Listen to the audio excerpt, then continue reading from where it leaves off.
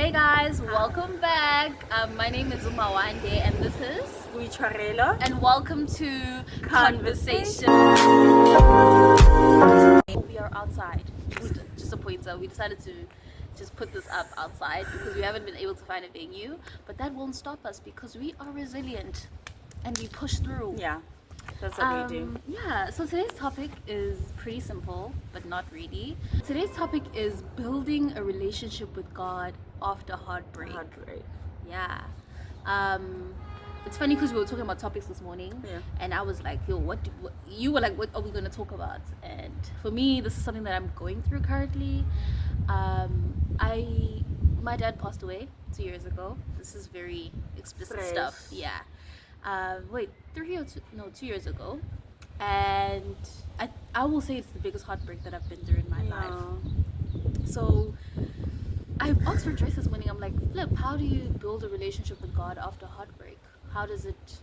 Because I would say after losing him, I felt like God had turned his back on me. I felt like, You're asking why? Why is this happening? Why is this happening to me? What? And also, grief is so crazy because it doesn't end. You have to grow. It's like a jar. Yeah.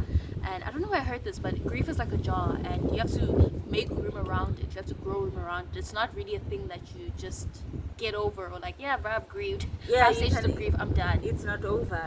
Yeah. You So- just learn to live with it. Yeah. It just gets easier with time when you remember. But it's like you make peace with it as time goes on, but you can't say I'm over it. Yeah. And I'm clearly not. I would say that I am healing as time goes by, but it's definitely not over. And it's not yesterday, easy. so now I'm gonna explain. So yesterday I had like a whole episode. I cried and I just got really emotional because I was just, all these things were coming to me and I felt like I feel far from God. I feel like sometimes when I pray, I'm praying to this man that's like very far away and he's just really like with his back like, no, don't speak to me. Like it's a weird concept, but it's like my reality right now and it's something that I'm trying to heal from. And my question to you is, how does one really heal from heartbreak? How do you accept that you're in this place right now, but this doesn't mean that this is it? Don't try to do it alone and in your own understanding, like I said earlier. Continue to seek God, ask for God's guidance and God's presence. Like you said, you're feeling quite emotional because you feel like God is far, but you do know that He's not. The Holy Spirit lives within you. And I also told you that those emotions were proof, or normally I just take it as I am feeling God's presence. It's when I'm praying or I'm trying to seek God's attention and I start getting emotional, then I know the Holy Spirit is here. I'm in the midst of it. Okay. We all speak about intuition and the presence of God, right? Knowing that everything that you feel, everything you go through, the emotions you go through, the crying moments, that's just like you've mentioned, that's God.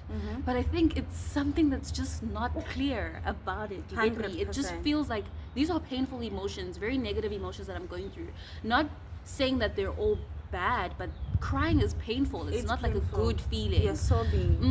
And You're sad. That acceptance for me, that God comes in this big spectrum. It's not just the good, but also the shadow of everything. That kills me. I'm not sure I understand that. So like, how does one listen to their intuition? How do you know and in those moments become present that this is not bad. This is still God's presence. Even though I'm very confused, but this is still God's presence in my life. Ask for Him to reveal what you're feeling. Okay. Like in whatever that you do, like I want you to remember this, in anything that you do, that you go through in life, in every confusion, ask God to be there so that you don't lean in your own understanding.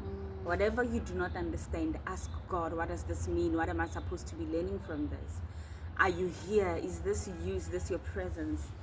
I'm feeling this and I don't understand what it means. Please explain it to me in any way that He's going to. When He does, it will make sense.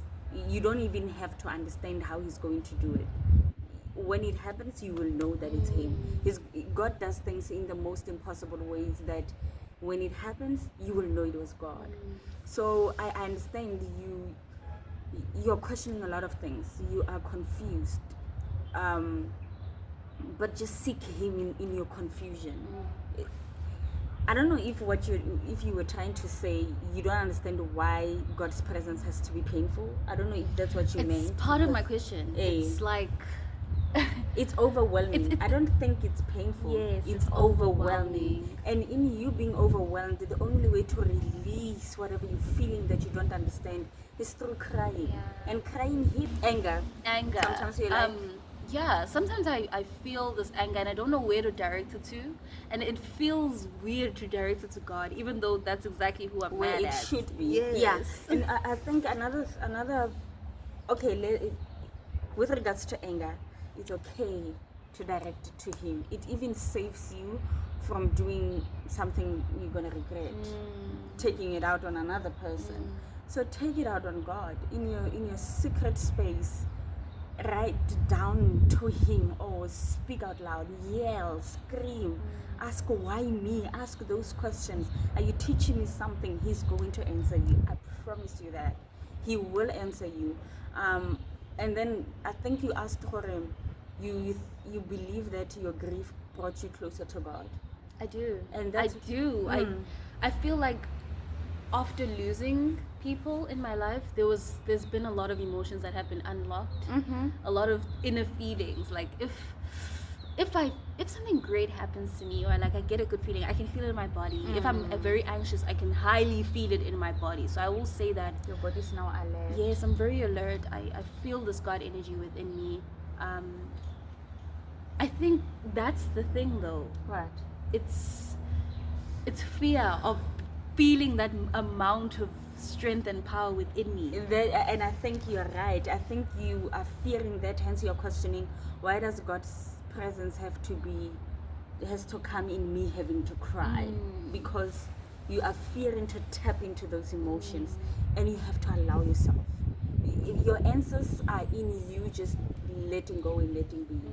And just when you feel those emotions and you need a private space, get into your room and allow yourself to feel and to cry. I do that. I allow myself. Yesterday I was also emotional and I was like, but why do I want to cry? Guys, no, but let's be honest. Tears will come in the most weirdest situations. Yeah. Like I will be, for example, at work. I'm at work. Why is there a need for tears to fill me now? Like why is there a need for these emotions? Yes. You know? It's not even that God will never choose where he comes. Just like that. This is the right time. Right now, you're ordering a burger. It's the right time. So yesterday I was also feeling emotional, and one thing I said was like, God, why am I emotional? Why am I getting overwhelmed with emotions?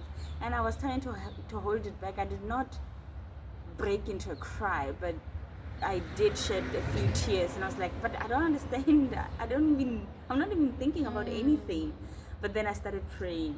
That's what I do. Like, I think because personally I've associated my emotions that I can't explain, emotions that overwhelm me, with God's presence, with maybe God saying, talk to me, I'm here, or you need a hug and there's no one in the physical to hug you, then talk to me. So I treat God as that. I treat him as a father first, and also as a friend who's always there with me and for me, and the Holy Spirit lives within me. So you shared something about how you used to ask people for things and not ask yourself. And I said, don't even start asking yourself. Ask God. You're never alone. God says, I will never leave nor forsake you. His presence is always with us, and what he wants is for us to invite him. Because it's not that he doesn't know what we're going through, what we are feeling, and what we're trying to figure out. He just wants us to invite him in our lives. I think there's something crazy about the physical world. It's almost as if all the answers are here on earth, and you don't really have to sit with yourself to find those answers, especially if you're not open to spirituality and really understanding God and having a relationship with God. There's this facade that you can find the answers here and you can depend on your own understanding Yeah. for the answers 100%. until things really crumble, and then you're just like, oh, okay, like I can't really depend on that. I can't rely on my own understanding, and I have to depend and rely on God. You can't do it on your own. Like, you can never, like, you're going to lose it. You're going to lose your mind. You're going to get very frustrated because the answers are not. You're not that smart. You're smart because of God. Yeah. Joking, guys. Yeah. But for real, like, lean on God. Yeah. Lean on God. Ask God anything and everything. Speak to Him about things that you feel uncomfortable discussing with other people. But don't try to figure things out on your own. Do not. And when you ask God for things, in my experience, I ask and I let it go. And then in the most random times, I realize, oh, I asked God about this. And look, It's what like happened? I'm living in my answered prayers. I ask God for 1, 2, 3, and it's happening. Or this is an answer to what I was asking for yesterday. You just have to. Also, when you ask Him and when you speak to Him, ask Him for the wisdom to discern when it's Him. I think that's discernment. It's honestly a gift because when it comes, it's so unexpected. 100%. Yeah, it's a true gift to be able to discern and to trust the feeling that's in here and be like, okay, doesn't seem right, or this is exactly where I need to go. So I told Rejoyce this other time, right? It's kind of off topic, but it's still on the God topic, that I feel, or I have this thought that we spoke to God before we came here. Yes, yeah. And we were sitting there and God was like, okay, so He opened the plan. You know how construction people open plans, just like, yeah, so you see, this is what's gonna happen. You're gonna get these two parents, they design like this, they're gonna have these traumas, and this is what you're gonna have to deal with, and these are the curses you have to break. I feel like He tells us, this is your life, bro, and this is what's gonna happen. But the game is, we're gonna erase your memory so that you don't know and remember this conversation or anything that happened. And then when you go into Earth, you're in the game, so the whole thing has to be. That's so wild. Yeah, I really think that you plan it with God. You're just there like opening the plan, and He tells you like this was gonna happen, then He erases your memory. That's my thought. I don't remember what my argument Tell was. me what you think. But yeah, I don't remember what my argument was. your argument was that it's you said it was not possible because we are born in the image of God, and God knows everything that you're going to be when you come on the earth. You know nothing. Okay, yeah, my thing was, You remembered, it might be wrong. I don't even remember how far I went, Okay. but I said I agree with you to a certain extent that God wrote our life. God planned us and knew us before we even formed in our mother's womb. That's correct. But Him sitting down with us and telling us, this is what's gonna happen, this is how it's gonna come to life and stuff, and then He wiped our memories, I don't think so. Because, explain to me, why then does He remove this? Why does He wipe our memories? What is the purpose of Him then telling us? Because the purpose of life is to remember. So when we go through it, we're like, oh, now I remember I spoke to Him? No, you don't remember that you spoke to Him, but you remember. Because think about it, Rejoyce, you don't remember everything you've been through in childhood. You don't remember your whole life. But as you go on, you remember all the things that have hurt you. You remember that I have to heal from this. It's all about remembering. This journey is about remembering who you truly are. And what if in the end you're about to die, enlightenment comes, and now you remember everything, even the conversation with God, as you go and meet God. Like, it just makes sense. Is it okay for me to say this is your wish? You wish this is what's gonna happen, and that's totally fine. Yeah, I mean, it could be a wish, but it's like, I feel like we're here, but we know, we just don't remember. Do you get what I'm saying? Like, as much as, because I also feel like there's a big association with us not having enough power to be such powerful beings. 100%, because then we wouldn't need God. So that's why we are not that powerful. That's why we don't remember. Okay. Like, He honestly was like, I nah, just said okay. That's the game. No, I said okay, but I'm not saying I agree with you about God telling us and wiping our memories and stuff. Nah, For you said sure. okay. That she agrees. No, Say it. For sure. God planned and wrote our names and our lives and everything, right? And then we are here for a purpose that he sent us to fulfill. 100% that. What I know is at the end of our lives, we're gonna go back and sit down with him. And I don't know if he's still gonna judge us because of the New Testament, or if it's just going to be a sit down and okay, so how far did you get? And then he's going to maybe then tell us, this was why I sent you to earth or not. But anyway, I don't think that we didn't exist before this. I feel like we've all existed, not in the existence of the human form, but in existence. We've existed as light. And he, just think about yourself as this big light, and God is there as a big light as well, but a bigger light, of course. Like the light, the invisible hand that created all of this is talking to you, and they're just like, this is your life, this is what's gonna happen, but the game is you have to get through this. So and you feel remember, in the end. So you feel like life is a game? I do. I really feel like these are all levels. That's a tree, bruh. A tree from the ground. That's not normal. None of this is normal. This person is a creative, and they're a day, This is and not they normal, were. and this is our normalcy. This is all we know. And it's not. We're on a giant ball in the air, and there's trees Then from the what's- ground. I hear what you're saying, but what's normal then? If this is not normal, this is our normalcy. You're gonna explode your mind and my mind right now. I know. But I'm just saying that this Yeah. it could just be all a game, and not it doesn't have to be in that sense. But God, I think of God as this creative who's just so carefree, the best scientist on the earth, and looking at all the creations that God has made just tells us that this is all a game, and we can expand in this game And win. and win Okay. and lose. Like, this is the game that you're not guaranteed to win. Like, there's just so much risk, but also there's like a lot of beauty guaranteed in the process. Yeah, I'm gonna blow up my mind, but yeah, that's just my thoughts. Like, when I sit down with myself, I'm just like, what You're was trying to. God thinking? You ask philosophy. It's like water, amanzi. What did is he this? think? Was he like, But anyway, anyway, let's go back to the Yes, the point actual of topic. this. How do you build a relationship with God after a heartbreak? I think it's, and you said it earlier, but you were kind of asking it, after your loss with your father, you feel like it was intentional so that you can find your way back to God. And then it really clicked with what I believe, that if God wants your attention, he's going to take away something that you, not to say you worshipped your dad, but something that's kind of maybe in blocking you to reach him. I don't know how to say it. You trusted so much in your dad, you relied so much in him that you didn't have a relationship with God.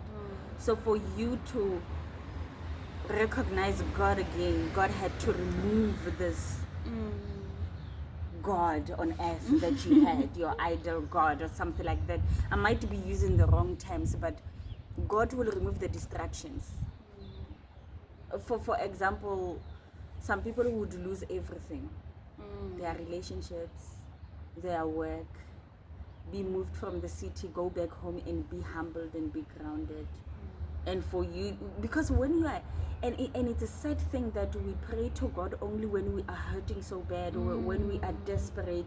But when we are living, we are out here it's forgetting good. God. It's just When like, it's good, we yeah. forgot God. So God will hurt you. God will hurt you, for lack of a better word, because he knows in our pain, we seek him in desperation. I But guess. Isn't isn't that bittersweet then? it is. Because No, it really is, because, but I know, I just believe that God punishes his kids. okay, He does, either in a very cruel way or not. But if he realizes, this person, even if God, that's why sometimes he even delays our prayers and requests, because he knows once we receive all of those earthly things, we are going to abandon him and forget about him. he knows when you're ready to receive. 100%, yes. So sometimes if you already have that thing that's distracting you from turning to him, he knows when he knows where the desperate point that only you will turn to him, and then he will take you there, so that you turn to him without a choice and you seek him. And I hope that he also takes a person through a process of making sure they never forget about him after healing. Would really appreciate hearing from you guys. You know, join the argument in the comment section. Tell us what you think. Correct us if we are wrong, because we are not experts in any way. We're just having a conversation. We're trying to learn. We're trying to stretch our minds. Like she almost blew my mind away right now. Yeah. I will say that grief can unlock.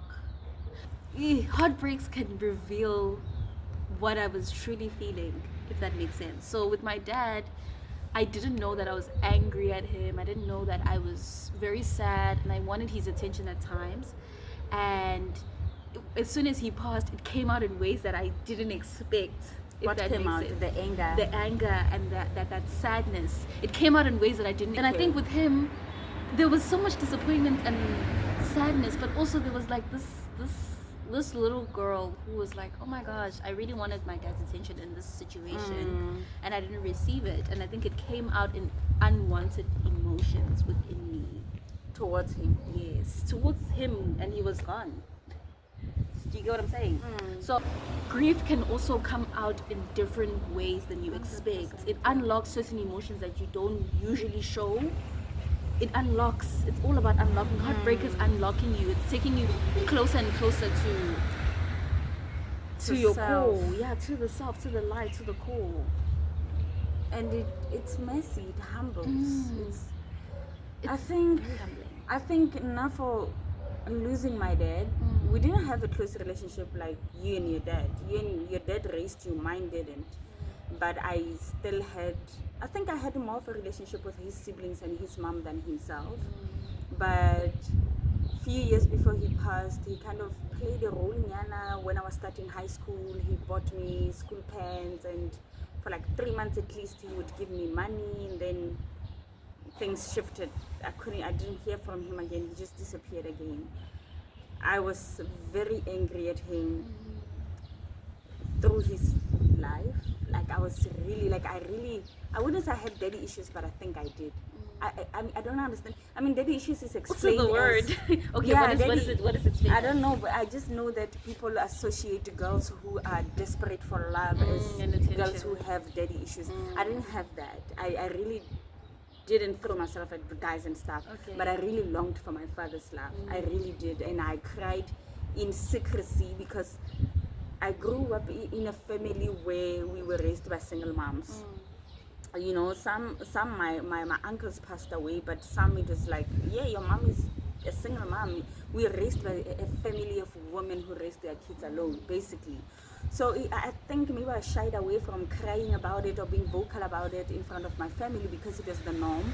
And maybe they would look at me like, geez, you know, like I don't know what that means, bro. like you crying for your dad, go look for him. Like,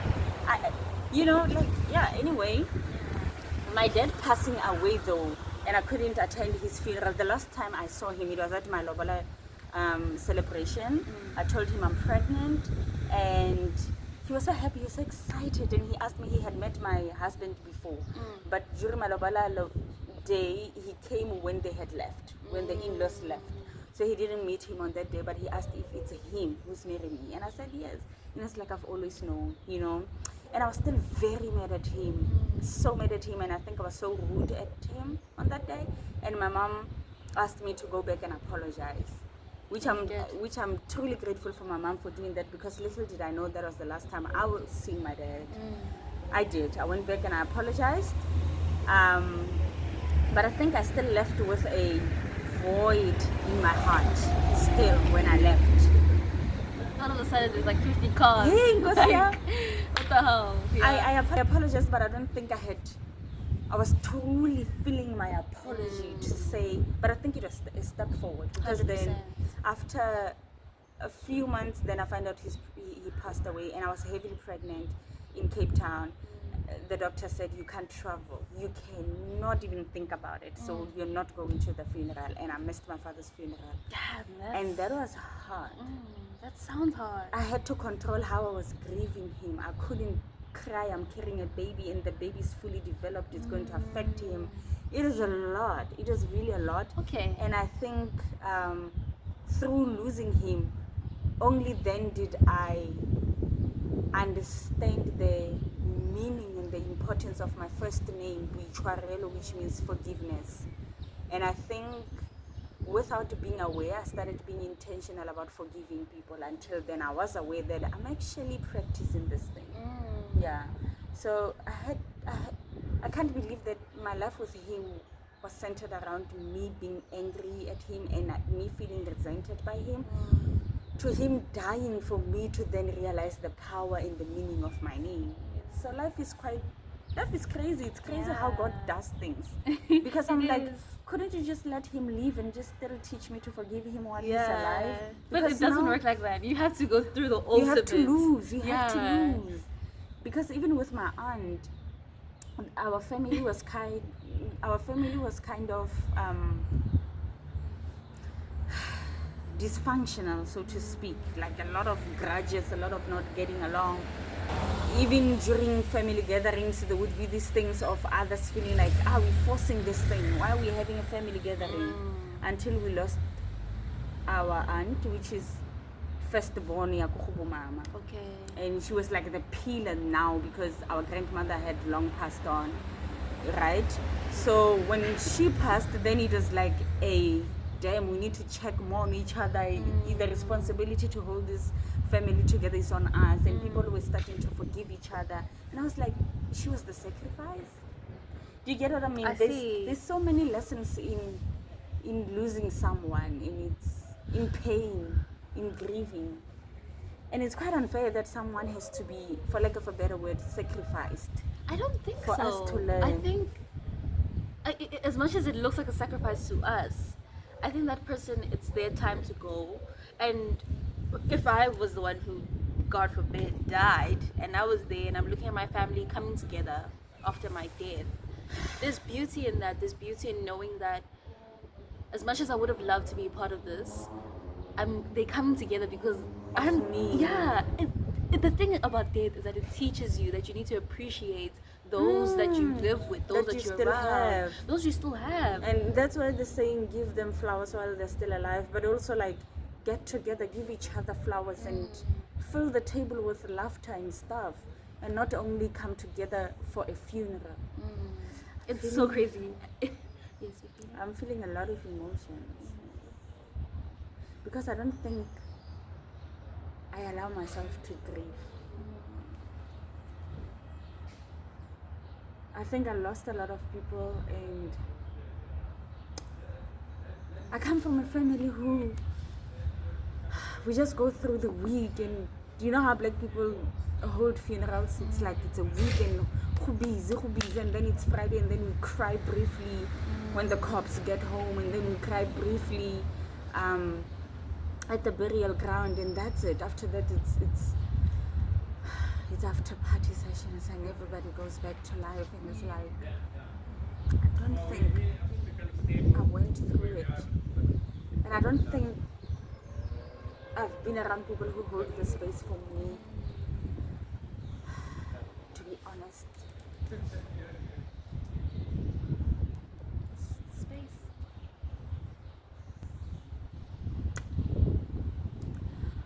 I regret having been so mad at my dad. And it's late to go back. He will never respond. This is beautiful. This is a breakthrough. These are good tears. Like, we want to just like snap with it because they're good tears. It's good. I can Now you can taste it. And it's like dark hair. Oh, yeah. We need counseling. Like Yeah, black guys. people, we Nah, need to we stop. all do. We need to stop using the week when we are burying our people as a coping mechanism, and we don't sit down and cry and allow ourselves and each other to do so. Alrighty, guys. Thank you so much for joining us. And we'll see you next time on Conversations.